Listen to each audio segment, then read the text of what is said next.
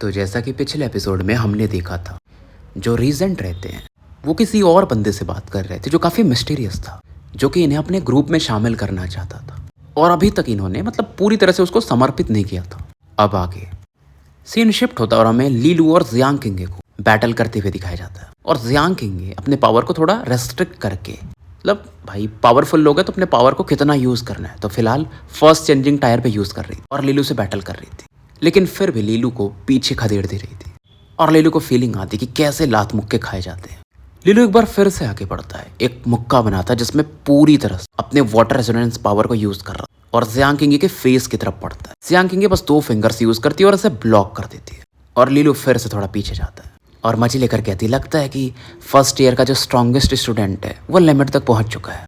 लीलू को और गुस्सा आता है, लीलू थोड़ा सीरियस होता है और इसके पास वो जो एलिफेंट प्लेट था ये उसे निकालता है और इसका एक टेक्निक यूज़ करता है, गोल्डन जेड ओइंग्स elephant plate level 1 divine elephant power. और जो हाथी का जो सूंड होता है ना, वैसा जब ये अटैक करता है तो वैसा एक शेप दिखता है ऑरा के रूप में, जिसके आसपास वाटर रेजोनेंस का पावर था।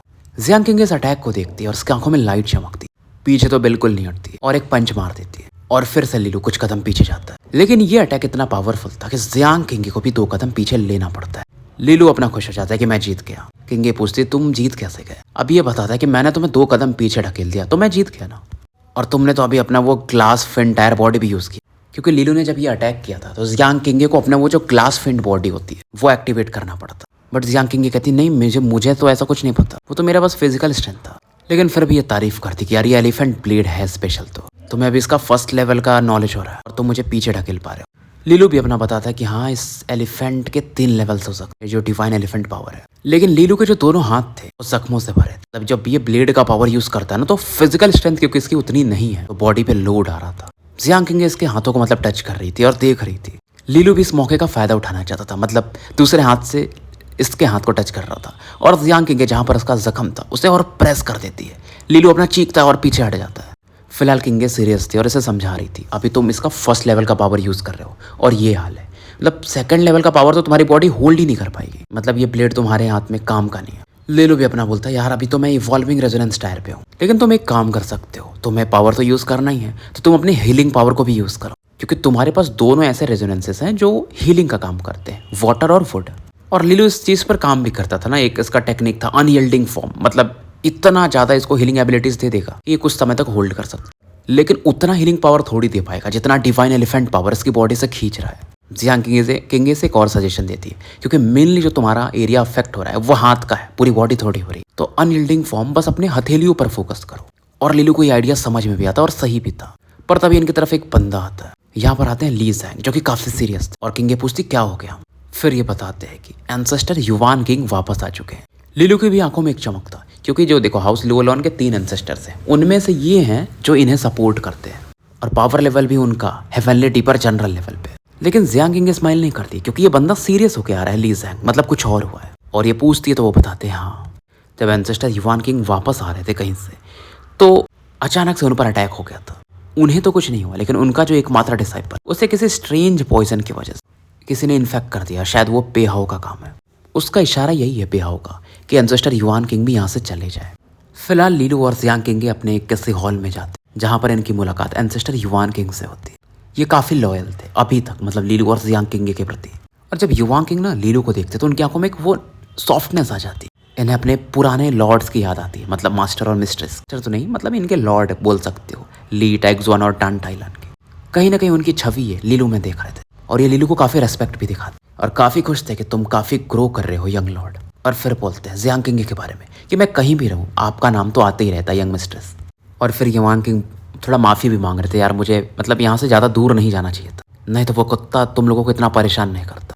फिलहाल इनका अपना डिस्कशन होता है कि क्या हो गया है। फिर ये मो चैंग के बारे में बताते हैं जो कि इनका स्टूडेंट है, सॉरी इनका काउंटर पार्ट है, मतलब एक और एंसेस्टर, और शायद पेहाओ के साथ मिल के ही उसने युवान किंग को एम्बुश किया था। मतलब मो चैंग भी जो 3 एंसेस्टर हैं उनमें से एक है। और फिर ये इशारा करते हैं एक लड़की की तरफ जो कि काफ़ी वीक दिख रही थी और खांस रही थी, और युवान किंग बताती है मेरा डिसाइपल है गुवो लिंग।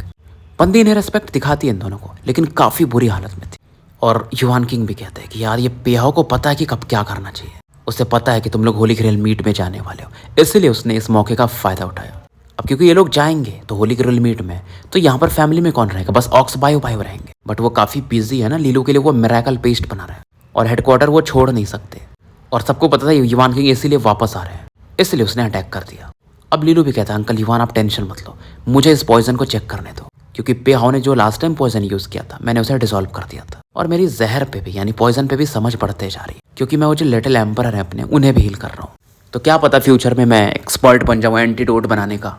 फिर युवान किंग भी सरप्राइज होते हैं कि यंग लॉर्ड आप पॉइजन्स को नलीफाई कर सकते हो। लीलू बोलता उतना भी नहीं, बट अभी सीख रहा हूँ, थोड़ा एक्सपीरियंस आ रहा है। और फिलहाल ये लोग इस लड़की को एक सेपरेट जगह लेकर जाते हैं। लड़की इस दौरान बोलती यंग लॉर्ड अगर पॉइजन मेरे बॉडी से न निकाला जा पाए तो मुझे बता देना, मैं खुद अपनी लाइफ को खत्म कर दूंगी, नहीं तो मैं आप लोगों के लिए खतरा बन सकती हूँ।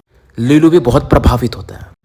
इधर हमें दूर काफी जगह जिया सिटी में ही कहीं पे हाउ को दिखाया जाता है, मस्त धूप का मजा ले रहा था और सामने में मोचेंग बैठे थे। मोचेंग बोलते यार इतना खतरनाक पॉइजन था हमारे पास, हेलिश कैटरपिलर, और हमने वेस्ट कर दिया क्योंकि काफी महंगा आता है वो। और पे हाउ भी बोलता है कि हाँ वो तो है यार, हमने फालतू में युवान किंग पर यूज कर लेना चाहिए था। बट पे हाउ और दिमाग लगाता है, लेकिन नहीं आप समझे नहीं, युवान किंग से भी ज्यादा वर्दी वो लड़का है। और पे हाउ हंस के बोल रहा था कि मेरा टारगेट कभी युवान किंग या उसका डिसाइपल थी नहीं, मेरा तो मेन टारगेट वो लीलू है और ये चाहेगी एक चुस्के मारता। मतलब मोचेंग सोच रहे थे क्या होगा, तो पे हाउ बोलता है कि ऑब्वियसली ना उस लड़के को पसंद है ना पॉइजन को न्यूट्रलाइज करना, तो ट्राई तो करेगा वो। और जो पॉइजन है ना, जो हेलिश कैटरपिलर, उसकी एक प्रॉपर्टी है कि जो भी उसे न्यूट्रलाइज करने की कोशिश करता है ना, वो उसके बॉडी में चला जाता है और पूरे रेजोनेंट पावर को ही खा जाता है। इधर लीलू को दिखाया जाता है जो कि गोल लिंक के बॉडी में जो पॉइजन था उसे स्टडी कर रहा था। और जितना इसे समझ में आता है ये और ज़्यादा सीरियस होते जाता है। इसे समझ में आता है कि जो पॉइजन इस लड़की की बॉडी में पहले वाले पॉइजन से कई गुना ज़्यादा डिफिकल्ट है, हेलिश कैटरपिलर। और इस समय युवान किंग गालियां मार रहे थे पे हाउ वगैरह को। जियांग किंग ये भी पूछती क्या तुम इसे नलीफाई कर पाओगे। लीलू बोलता हाँ डिफिकल्ट तो है, फिलहाल मैं पॉइजन को फैलने से तो रोक सकता हूँ, फिर धीरे धीरे धीरे तब तक हमें टाइम मिल जाएगा क्योर ढूंढने का। और बहुत सारी रेमेडीज इसने प्रिपेयर्ड करने को बोली थी, तो लोगों ने यहाँ पर सिस्टर काइवे वगैरह ने वो चीज़ें ला दी थी। और फिर इसको कौन सा मटेरियल कहाँ पर यूज़ करना उस हिसाब से अपना कैलकुलेशन बैठा रहा था। गोलिंग इधर कोमा में जा चुकी थी। अब लीलू इसका मुंह को ऐसा खोलता है और जो मिक्सचर था इसके मुंह में डाल देता है। और अगला स्टेप ही ज़्यादा खतरनाक था, क्योंकि लीलू अपने अब जो वाटर रेजोनेंस पावर और वुड को इसके बॉडी के अंदर भेजेगा। और क्योंकि वाटर और वुड है वो एंटीटॉक्सिन्स का ही काम करते हैं ना, आपको रिकवर कराते हैं, तो हेलिश कैटरपिलर को ये वीक करने को देख रहा था। दूर में थोड़े से युवान किंग और जियांग किंग काफी टेंस होकर देख रहे थे। और इस समय लीलू का जो ब्लू पावर और ग्रीन पावर था धीरे धीरे इस लड़की के बॉडी में हर एक जगह पर जहाँ पर टॉक्सिन्स हो सकता है उसे नलीफाई करने को देख रहा था। और अंदर में वो ब्लैक वॉर्म लाइक गैस दिखता है और इसे समझ में आता है कि भाई ये जहर जो है ना वो एमएलए डिपर जनरल को भी खतरा दे सकता है। लीलू इसको धीरे धीरे एक जगह पर सिकोड़ रहा था और जहर फैलने का जो रेट था उसे कम कर देता। काफी खुश था। और तभी जो ये हेलिश कैटरपिलर था ना वो एक बटरफ्लाई में बदलने लगता, म्यूटेट होने लगता, क्योंकि इस हेलिश कैटरपिलर के पीछे भी एक पॉइजन छिपा था, हेलियन बटरफ्लाई। और लीलू दिमाग लगाता है कि ये लोग मतलब एक रेजोनेंट मास्टर शेस की बंदी को वो लिंक पर इतना जहरीला पॉइजन, इसका मकसद कुछ और था। और लीलू समझ जाता है कि उनका टारगेट ही लीलू था शुरू से, क्योंकि लीलू दिमाग में बहुत उस्ताद आदमी था। और इस समय जो बटरफ्लाई था ना आप उसको इंटरेस्ट आ जाता लीलू में, काफी तेजी से लीलू के बॉडी में एंटर करने लगता। जियांग किंग भी नोटिस करती है लीलू के एक्सप्रेशन को कि क्या क्या बात है। इधर गो लिंक के चेहरे पर उसका कलर वापस आने लगता है और युवान किंग पूछते हैं कि मतलब लड़की ठीक हो गई क्या। लीलू बोलता है कि हाँ ठीक तो हो गई, लेकिन वो पॉइजन रिमूव नहीं हुआ, वो ट्रांसफर हो गया। और इस समय दिखाता है अपने बॉडी पर वो ऑरा। और युवान किंग को भी अब समझ में आता है कि पे हाउ कितना बड़ा कचरा आदमी है। और लीलू भी कहता है लगता है वो मुझसे बहुत प्यार करता है, कुछ भी बोलो आप, इतने हाई लेवल का पॉइजन मेरे ऊपर।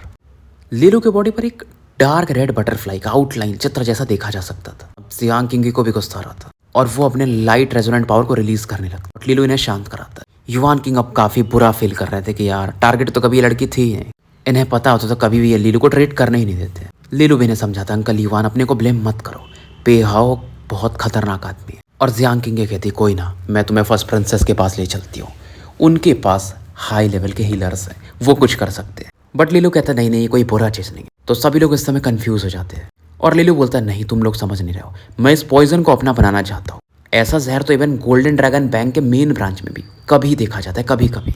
युवान किंग भी कहते हैं यंग लॉर्ड मजाक का समय नहीं है, आपकी लाइफ ज़्यादा कीमती है। और जियांग किंग ये बोलती देखो मुझे ये सब चीज़ें पसंद नहीं है, लेकिन तुम्हें तुम्हारी क्षमता पता है, तो क्या तुम सक्सेस अटेंड कर सकते हो। अब युआन किंग को समझ में नहीं आता ये लोग क्या पागल हो रहे हैं क्या। लीलू बोलता है कि एक बार ट्राई करता हूँ, और लीलू बताता है कि एक बार मैंने पढ़ा था हेलिश कैटरपिलर और हेलियन बटरफ्लाई, क्योंकि 2 पॉइजन का ये कॉम्बिनेशन है। इवन जो ड्यूअल रेजोनेंस यूजर्स भी होते हैं ना हीलिंग पावर्स वाले, वुड और वाटर, वो भी इसके सामने कुछ नहीं कर पाते। और लीलू चाहता ये था, इसका प्लान ये था कि इसके हार्ट को ये पॉइजन अफेक्ट ना कर पाए, तो लगातार इसे वुड और वाटर सप्लाई करते रहना पड़ेगा ताकि वो पॉइजन उसे खाता रहे और इसे टाइम मिलेगा। और जियांग किंग ये बोलती मतलब ये पॉइजन तुम्हारे पर ही टारगेट था पूरी तरह से। और अब शायद ये लग रहा था कि अंकल बायो को यहाँ पर बायो जो थे उन्हें बुलाना पड़ेगा कि मिरेकल पेस्ट बना रहे हैं, फिलहाल वो शायद कुछ कर पाए। बट लीलू कहता कोई नहीं। इसकी आंखों में बिल्कुल भी डर नहीं था, क्योंकि ये बायो को डिस्टर्ब नहीं करना चाहता था। रॉयल सैप से वो एक मिरेकल पेस्ट बना रहे हैं जो कि इसकी बॉडी को स्ट्रॉन्ग कर सकता है। और लीलू जियांग किंग से कहता है कि पेहो ने अच्छा प्लान बनाया था, लेकिन जितना उसने सोचा था उससे भी कहीं ऊपर की चीज़ है। अब अंदर में क्या चल रहा है जियांग किंग को तो नहीं पता, लेकिन लीलू लगातार वुड और वाटर सप्लाई कर रहा था उस हेलियन बटरफ्लाई को। और लगातार इस पावर की वजह से जो ये हेलियन बटरफ्लाई इसके बॉडी पर दिख रहा था वो थोड़ा सा ना दबने लगता, और थोड़ा सा भी बहुत सही था। तो जियांग किंग भी हैरान हो जाती कैसे, क्योंकि नॉर्मली क्या होना चाहिए कि अगर आप वुड और वाटर उसे सप्लाई करोगे उस पॉइजन को तो वो खा के और स्ट्रांग हो जाते हैं, बट ये तो वीक हो रहा था। लीलू इसे एक्सप्लेन कर कि देखो मेरे पास बस वुड और वाटर नहीं है, इसे अपना हल्का सा पावर दिखाता है वाटर लाइट। और लीलू स्माइल करता। जियांग किंग इसके वाटर को ध्यान से देख, उसमें हल्का सा ना एक लाइट था, उसने कभी नोटिस नहीं किया था, क्योंकि लीलू का जो वाटर रेजोनेंस था बाकी लोगों से थोड़ा अलग दिखता था। और उसे टेस्ट करने के लिए अपने हाथ से इसे टच करती और काफी शॉक्ड हो जाती है कि तो तुम्हारे पास भी लाइट रेजोनेंट है। हालांकि इंटेंसिटी बहुत कम है, लेकिन फिर भी नॉर्मली जो एकदम शांत रहती है ना जियांग किंग, वो भी थोड़ी सी हैरान हो जाती है। अब लीलू बोलता है इससे भी फील करो। ये अपने वुड पावर को रिलीज करता है। मैं हल्का सा ना मिट्टी दिख रहा, और ये बोलती है अच्छा तुम्हारे 2 जो रेजोनेंसेस है उसमें सेकेंडरी रेजोनेंस भी है। लीलू हाँ में सर हिलाता, और ये बोलती है अच्छा यार, वाटर के साथ लाइट, वुड के साथ अर्थ, तुम्हारे रहस्य के पीछे भी रहस्य है। और लीलू बोलता है आपको भी ये सीक्रेट के बारे में पता है, क्योंकि फिलहाल इन्होंने उनको बाहर भेज दिया था जो युआन किंग थे। लीलू काफी खुश रहा था। देखा, वैसे लीलू जियांग किंग को बताना चाहते थे इसके बारे में। फिलहाल इसे जियांग किंग समझाती कि देखो ये क्योंकि सेकेंडरी रेजोनेंसेस है ना, तो तुम्हारा प्राइमरी जो है वही ज्यादा पावरफुल रहेगा, मतलब वाटर ही मेन तुम्हारा सोर्स। और लीलू हाँ में सर हिलाता है, क्योंकि नॉर्मली कैसा था कि 70 से 80% इसका प्राइमरी रेजोनेंस था, मतलब वाटर 80% है, 20 से 30% के बीच में लाइट है, और वो सपोर्ट का काम करते हैं। लीलू चाहे तो लाइट रेजोनेंस के जो आर्ट्स होते हैं ना, टेक्निक्स, वो भी सीख सकता है, लेकिन जब वो उन्हें यूज़ करेगा तो क्योंकि बॉडी में 20% ही लाइट है तो भाई उतना पावरफुल नहीं होंगे वो अटैक्स। लेकिन कुछ चीज़ आप फ्यूचर में ऐसा हासिल कर सकते हो जिससे आपका लाइट भी स्ट्रांग हो सके। और ये लीलू को समझाती है कि अभी इसके एकदम ऊपर मत उड़ने लगना, फिलहाल बस अभी जहाँ पर हो वहाँ रहो। और लाइट रेजोनेंस की वजह से ही लीलू उस हेलियन बटरफ्लाई को कम कर पा रहा था। और जियांग किंग ये पूछते हैं लेकिन जब ये बटरफ्लाई है तो ये अपने पॉइजन को भी रिलीज कर रही होगी, तुम उसका क्या कर रहे हो। और लीलू इसे बताता है। फिर मतलब वो जब इसे टच करती है अपनी ऑरा से तो फील होता है कि लीलू की बॉडी में जो रेजोनेंट बबल्स इसने बनाए वहां पर इन्हें ये स्टोर कर रहा था। बट ये 2 धारी तलवार था भाई, पॉइजन आप स्टोर कर रहे हो, अगर वो ब्लास्ट किया बॉडी में तो फिर खत्म हो। और जियांग किंग कहती है ऐसा काम तुम ही कर सकते हो। और जियांग किंग पूछती मतलब तुम्हें पहले से पता था कि ये पॉइजन का टारगेट तुम हो। लीलू बोलता है हाँ, शुरू में जब ये पॉइजन मेरे बॉडी में एंटर किया तो मैं पैनिक किया था, लेकिन फिर अब तो कुछ करना ही था। फिलहाल इनका थोड़ा इमोशनल डिस्कशन होता है, मतलब किंग समझा रही थी कि इतना प्रेशर लेने की जरूरत नहीं है, हाउस लोलॉन के पास तुम्हारे अलावा मैं भी हूँ। बट लीलू भी कहता है लेकिन मैं तुम्हें पूरा बोझ अकेले उठाने तो नहीं दे सकता ना। और लीलू तुरंत बोलता है कुछ चीज़ में मुझे तुम्हारी ज़रूरत है, क्योंकि मेरे जो रेजोनेंट्स बबल है ना उनका लेयर उतना स्ट्रांग नहीं है, तो पॉइजन को ज़्यादा देर होल्ड नहीं कर पाएंगे। अगर तुम मुझे थोड़ा लाइट रेजोनेंट एनर्जी दे पाओ तो बबल का जो बैरियर है उसे मैं स्ट्रांग कर पाऊँ। किंग हंसती मतलब शुरू से तुम्हारे अंडर कंट्रोल कुछ भी नहीं था। और फिलहाल जियांग किंग वैसा ही करती है। अब जियांग किंग का लाइट रेजोनेंस तो भाई बाप लेवल पे, तो लीलू को टाइम मिल जाता है पॉइजन को स्टोर करने का। और इन चीज़ों में मतलब लीलू किसी का ऑरा ऐसा ले भी नहीं सकता जियांग किंग के अलावा, वो ट्रस्ट लेवल अलग लेवल पे था। मतलब कोई और हो अगर आपका दुश्मन हो आपके अंदर अपनी ऑरा भेजे तो नुकसान भी पहुंचा सकता है, आपको अंदर से इंजर्ड कर सकता है। और जियांग किंग समझा रही थी इसे कि देखो तुम पॉइजन स्टोर तो कर रहे हो, किस काम के लिए कर रहे हो मुझे पता है, लेकिन सावधान रहना। और लीलू भी कहता है किंग मुझे पता है कि मेरा लाइफ प्रेसियस है, ऐ वही थोड़ी वेस्ट करूंगा। और फिलहाल ये लोग इस पॉइजन को मतलब अपना लीलू बना लेते। जियांग किंग यहीं पर सोने लगती लीलू के बेडरूम में, मस्त कंबल वगैरह ओढ़ के। लीलू बोलता है यार ये मेरा बेड है, मुझे सोना है। अब इसका दिमाग में भी खुरापात आता है कि मैं इसके बाजू में ही सो जाता हूँ। और लीलू जैसे सोने जाता है ना, जियांग किंग के बाजू में उसका तलवार रखा हुआ। लीलू रुक जाता है यार ये मेरा रूम है। जियांग किंग से इग्नोर कर, और लीलू बोलता है ठीक है फिर मैं गोल्डन ड्रैगन बैंक जा रहा हूँ। और ये भी मजे लेती है अच्छा लू किंग से मिलना है। लीलू इसे बोलता है ठीक है तुम सो जाओ। और ये जैसे बाहर निकल रहा था जियांग किंग बोलती है कि अंकल युआन किंग को ले जाना, नहीं तो क्या पता पे ऑफ फिर से तुम्हारे ऊपर कूद जाए।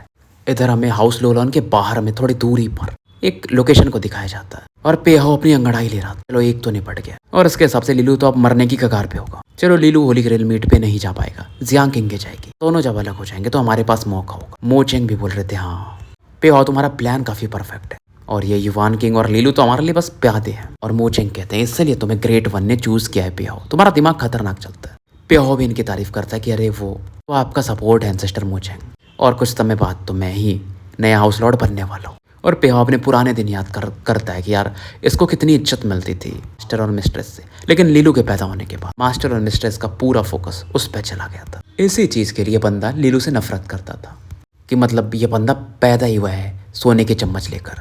फिलहाल ये लोग उनका फोकस था वहीं घर पे। देखते हैं कि दरवाजा खुलता है लुवोलॉन हेडक्वार्टर को और लीलू एकदम मस्ती मजाक में झूमते हुए बाहर निकलता है। युवान किंग इसके साथ थे और दोनों एकदम शांत हो जाते, एक दूसरे का थोबड़ा देखने लगते हैं। मोचेंग और पेहो कि ऐसा कैसे हो सकता है, क्या ये फेक कर रहा है क्या लीलू? बट मोचेंग कहते नहीं बिल्कुल नहीं, और कहते हैं यार पॉइजन क्या इसने यूज ही नहीं किया क्या, मतलब उस बंदी को ठीक नहीं किया क्या?